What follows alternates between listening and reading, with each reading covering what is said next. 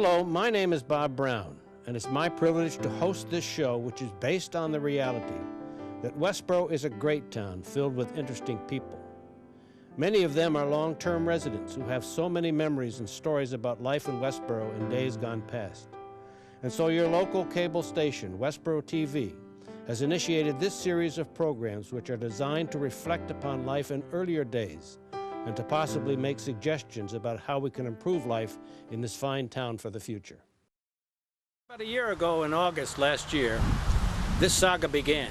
It was a relatively warm night, and then it moved on into the middle of winter as these fellows worked on this magnificent truck, bringing it back into the condition you see it now. And in a moment, it will be fully described to you what they did, and we'll go through the parts again so you understand the tremendous amount of work that it took to restore this particular vehicle. We're now standing on a warm July night. It's about 95 degrees, very different than it was before. And we're going to, without hesitation, I'm going to introduce to you Lenny Hutt, who will introduce his buddies here and will take us around on the course. Okay? Thanks, Bob. Well, it's a pleasure to be with you now. The pain is starting to subside from a very busy year of restoration. It was just about 1 year this time that at 12 o'clock midnight, this truck in an unrestored condition rolled into Westborough, and we started laying out plans to restore it. And in just under a year, with a lot of help from a lot of people, a lot of sweat, and some frustrated wives, we're here tonight with a almost completed truck. It's been to a couple of shows, and what I think I'll do without further ado is give you John Mulcahy, our resident mechanical wizard and expert, to walk you through the most recent steps. I think the last time you saw this truck was in December. It was freezing cold, and we were complete up to the cowling. As you can see now, we've done all the body work on the side panels, a lot of cutting and grinding and welding in of new metal. We've got the side panels on, the floor is installed, excuse me. The seat covers have been all done over with brand new canvas. We were lucky enough to find an original wooden steering wheel for this truck. They're very, very hard to find, as you can imagine. We have that installed. We did a lot of body work on the windshield and windshield frame. Have that now installed. We did a lot of work on the fenders, the hood, the side panels, as you can see. They've all been repaired, fixed, painted, and installed. The lights have been put on. The front bumper was very, very rough, dented, holes. We took that off, smoothed it all down, did some grinding and repairing on that. That's been installed. The winch has been re-spooled, tightened up, a winch cover installed, so that's all nice and good. Exhaust system has been rehabbed. We've got the running boards on. As you can see, the Pioneer shovel is installed here. Gas can. The spare is back on. The whole rear bed has been done, reinstalled. Mud flaps reconditioned and reinstalled. The wood you see is cedar wood. Just a few weeks ago that was a tree. Lenny took it to the mill. We had it all cut into beautiful slats, varnished and cleared. So that's a very nice piece of work.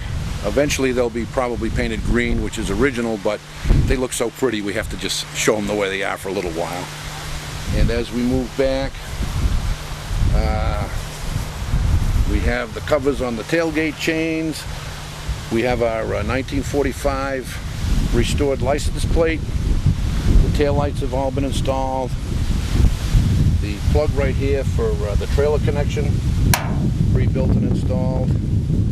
We just put turn signal lights on the other day for safety, so now we can feel a little bit better as we drive down the road. These things are kind of slow, so you have to be a little careful. And basically, as you see it now, it's probably 95% complete. We still have to put the arched top bows on it and the rear canvas cover, but that can be done at any time. We've taken it already to the big 4th of July show at Green Hill Park. It generated quite a bit of interest, and we're very happy about that. We've also taken it to a couple of cruising shows in Upton on Tuesday nights. It's at a VFW, so they're thrilled to death that we can bring the truck and a few Jeeps. So that's made us very happy. And next weekend in Weir, New Hampshire is going to be a very large military show. So we're going to take it up there for its first real military outing and see how it does on that trip. We're all excited. We think it's going to do very well. We'll convoy it up with the Jeeps, and I think we're going to have a good time with it. It's been running fine. It goes like a little kitty cat. We're so excited. And that's about where we're at right now. 98% done and running like a champ. Okay, right under here, if you can get a picture of those big bolts, that's on both sides of the truck. And what the soldiers would do was disconnect those bolts, undo the brake and fuel lines. The truck would come in half, and you could put each half in a C-47 airplane, fly it to a theater of operations, take out the two halves, bolt them back together, and you've got a truck. The truck itself was too large to put on a plane together, so they had to take it apart. They made only a few thousand of this particular version, and we were lucky enough to get one of them, and that's one of the very, very unique features of this particular truck. The inside Now, brake line. I don't know if you can see it, but up on the dashboard there's a data plate that talks about brakes. And underneath the truck, right about under here on the opposite side, is a valve that can be twisted to turn off the brake fluid to the front brakes. So if the truck should go over barbed wire, sticks, rocks, and break a front line, they're turned off, the rear brakes still work, and you don't lose all the brakes in the truck. And it's just something they thought of because they knew the enemy would put up mines, barbed wire obstacles, and so on, and it's very easy to break a rubber line up front. So that was one of the unique features of the truck that could get them out of a pickle if need be. And as we're in the front here, you can look at the front bumper, and you'll see the markings on there. That stands for 8th Air Force, 100th Bomb Group, 418th Bomb Squadron. And if you noticed on the side of the door panel, in the star there is an emblem that says Bloody 100ths. And that's because the 100th Bomb Group in World War II lost 26,000 airmen to German flak fighters and accidents. So they became nicknamed the Bloody Hundreds. In honor of them, we did the truck up in their colors. And it's a little tribute. This little yellow disc might be of interest. This is what they call a bridge plate. And the number indicates the weight of the truck in tons fully loaded. So this truck full up is 10 tons, and when they approached the bridge over in Germany, they would have an MP stationed at each bridge, and he'd look as the trucks approached at those bridge plates to see what the numbers were. If the truck was too heavy to cross the bridge, he'd pass it off and it would have to find another route. If the weight was under the limit, he'd wave them across. So all the vehicles would get the yellow disc with the tonnage number in it. That's what they call a bridge plate. John has done a nice job of summarizing what they did to the truck, but I think it minimizes the amount of work that this took. Every nut and bolt in this truck was taken off, cleaned up, repainted, put back. All the panels that needed to be reconstructed were welded and put back together in its original form. Oh, absolutely, Bob. There's hundreds and hundreds of labor hours in this thing. Tender, loving care, and as Lenny said, upset wives sometimes for the late nights we've had to put in on it, and the struggles and the pains. It really was a monumental piece of work, and it's actually amazing it could have been finished in 1 year. Usually a project like this takes 2, 3, sometimes 4 years to do, but these guys are so dedicated and so pushed to the cause that we were able to do it in just about 1 year, and that's really a compliment to the fellows. It's really amazing. And right over here, you saw the shovel on the other side of the truck, and down here on this side we have an axe and a pick, so that should this thing get stuck in the woods or anywhere, the boys could get themselves out, hopefully, with the tools on board, and they were called Pioneer tools. And over here we have a 40-gallon gas tank at about 6 miles per gallon, so you've got to carry a lot of gas. Battery covered up inside the box right here, and I think that's pretty much the whole truck. The top, in case anyone's interested, is in 2 pieces. The back is 1 piece, the top is another piece. They both can be rolled and folded and hung up so that you didn't need them. The windshield could fold down so the truck would have a lower silhouette, be much less of a target. And of course in the really bad weather, you erect the top like this, and there was a set of canvas doors that went on the sides to try to keep some of the freezing cold and snow out. You still were a little chilly, but it was better than nothing. And at that, I think I'll turn you back over to Lenny, and he'll introduce one of the other fellas. We're back again with another one of our friends, John Watson, who you met in an earlier program. John's been working for a number of years on this restoration. It's a 1944 MB, and I'm going to turn you over to John to let him tell you a little bit about his restoration project.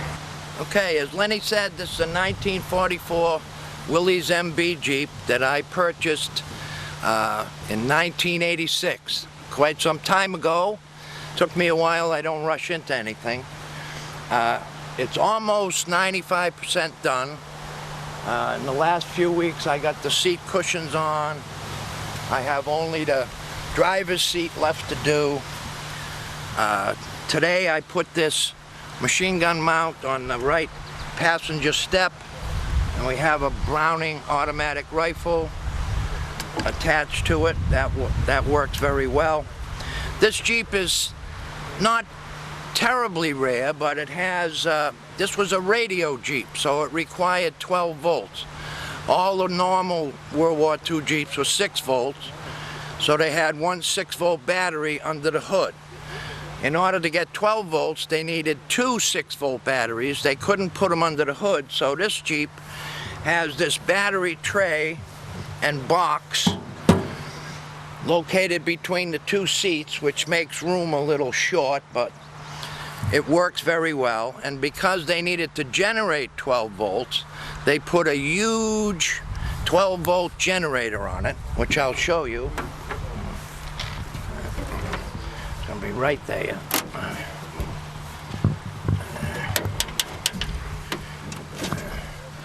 Here's the generator, and it weighs about 90 pounds, and trust me, you have to have your Wheaties the day you decide to put that on.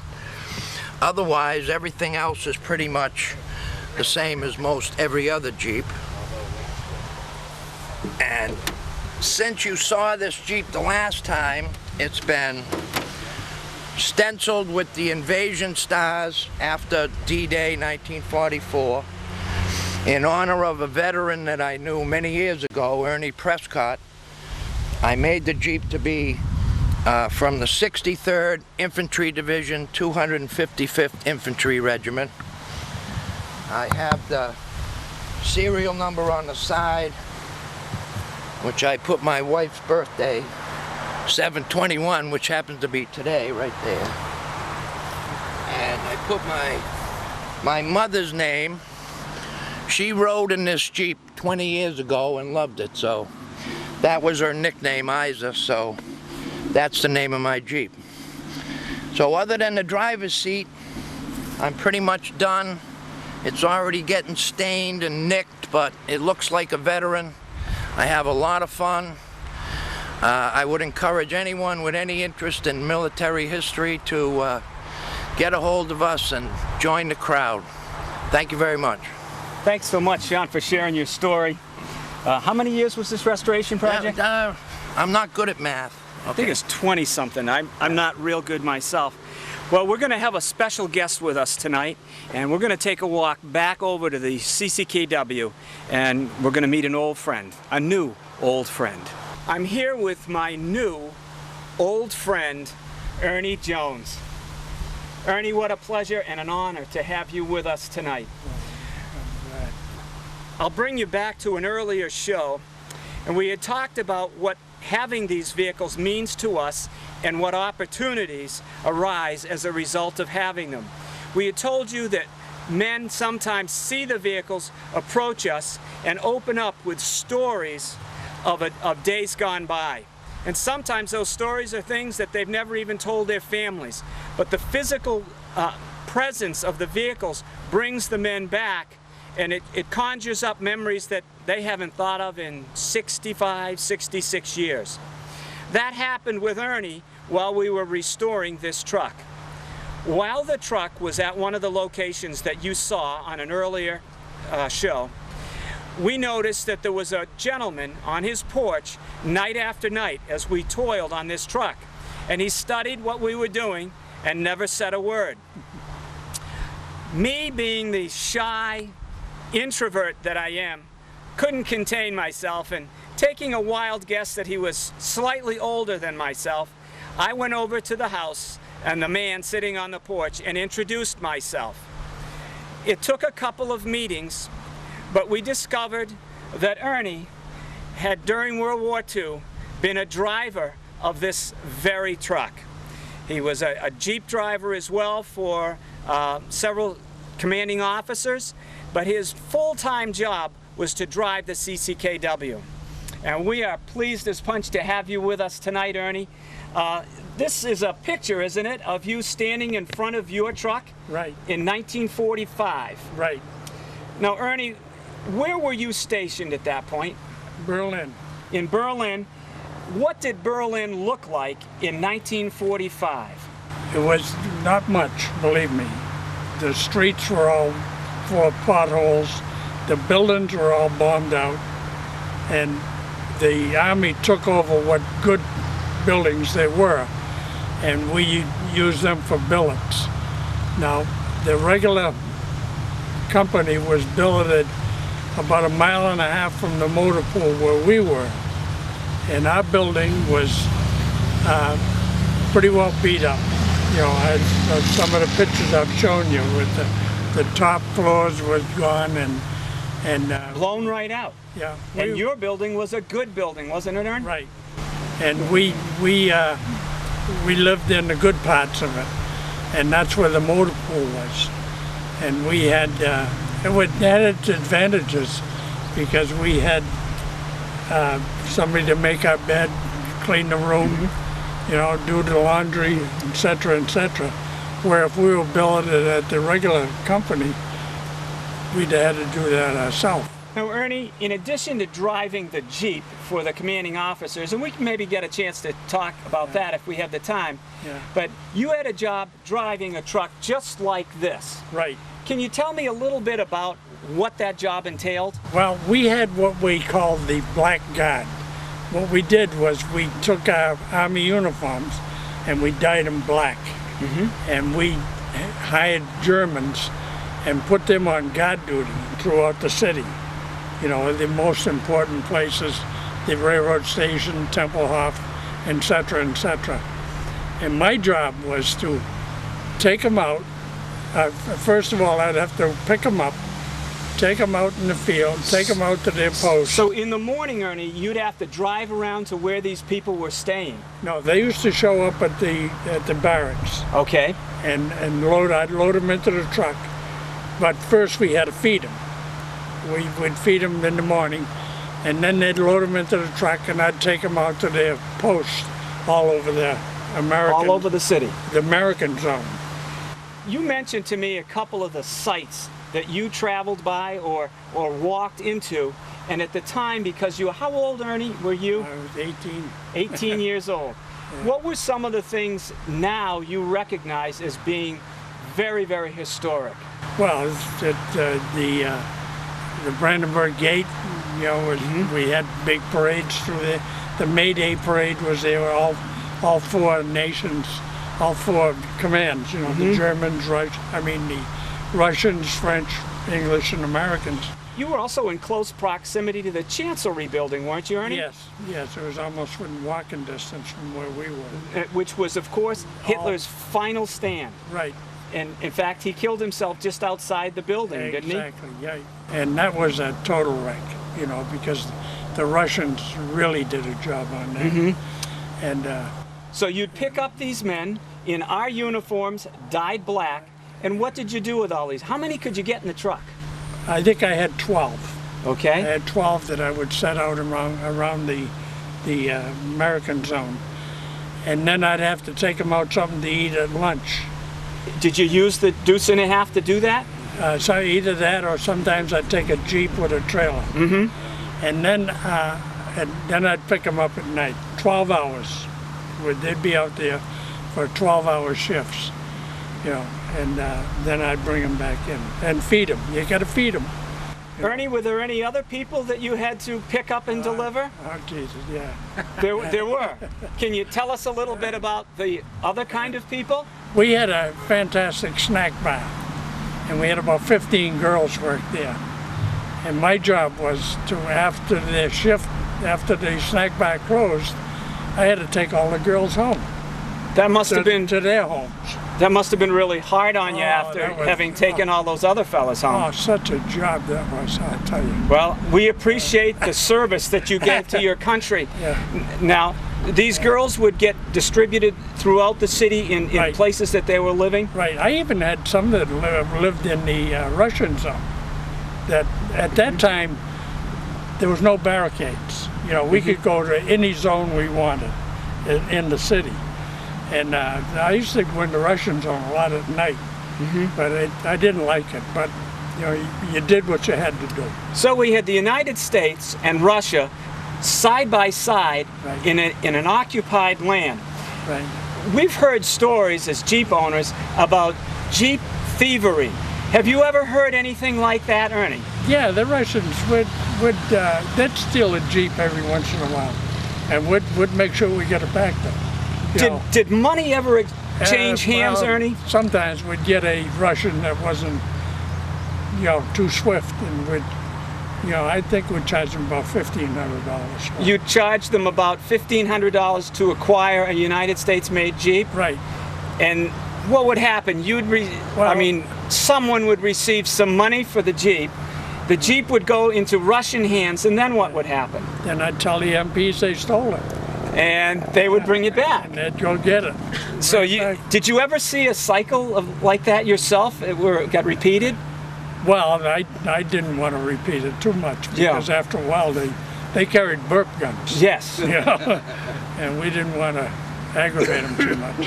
Ernie, can you tell the folks what it was like for you to watch this truck actually come back to life, really, in your front yard? It was amazing, and until I got the pictures, dug the pictures out, it's exactly like the one I was driving over there. And I used to sit out in the parade ground waiting for my passengers to show up, and I'd zoom the engine, and most of the times I get reprimanded by the CO, you know, say I acted like a high school kid with a hot rod. But all in all, it was not bad duty. Yeah. Well, we're sure glad that you could be with us tonight, and you're a living example of how this connection gets made between my generation, 2 generations away, and yours. And we're grateful for the service that your whole generation gave, and the opportunity to talk with you a little bit about it tonight. And I'm hearing that you may get your first ride in 66 years In this truck This is great. tonight. What do you think? Oh, I'm all for it. Are you ready for it? I'm ready for it. Let's give it a try, Ernie. Good shot. Lenny, before we start the rodeo, riding the trucks and the Jeeps around the yard, let me ask you, this has been a phenomenal project. Is it not going to end? Hope you can keep on going. No, maybe at a little slower pace, Bob. Preserve my marriage. We mentioned in an earlier program, one of the things that we hope to do with these trucks, in order to honor our World War II vets that are passing quickly, is we're going to offer a service in Westborough. We're going to, on a trial basis, where when a veteran from World War II passes away, we'll offer to the family essentially a caisson, so that from the funeral home or from a church or any place of assembly for a service to the graveyard, we'll carry the casket in either the deuce and a half behind me or in a trailer that we're now starting to work on that will hold the casket that any one of the Jeeps can take. So the men will volunteer their time for that purpose, and usually I would suspect in World War II uniform. And it makes no difference what branch of the service they were in, Bob. We'll fly the Navy flag, the Marine flag, and hopefully that'll be something that can bring a little comfort and a remembrance of what they did. If families are interested, they should tell the mortician that they'd like to have that service. Good, great. How about future projects? Is there anything in the wind? Well, on the short term, We're going to be working on that trailer for the Jeeps that will handle the casket. There's another truck now in my garage. It belongs to Jerry Rivard, and we hope to get started on that soon. We've already started, but we hope to get that moving and take it through the same process that you all witnessed with this truck. It's great. Great project. So I guess we're going to give Ernie... Let's have a rodeo with Ernie driving. After 66 years, we're going to see if he's still got it. Yeah. Thanks again, Bob. Thank you, Have Ernie. a great night. Thanks, Ernie.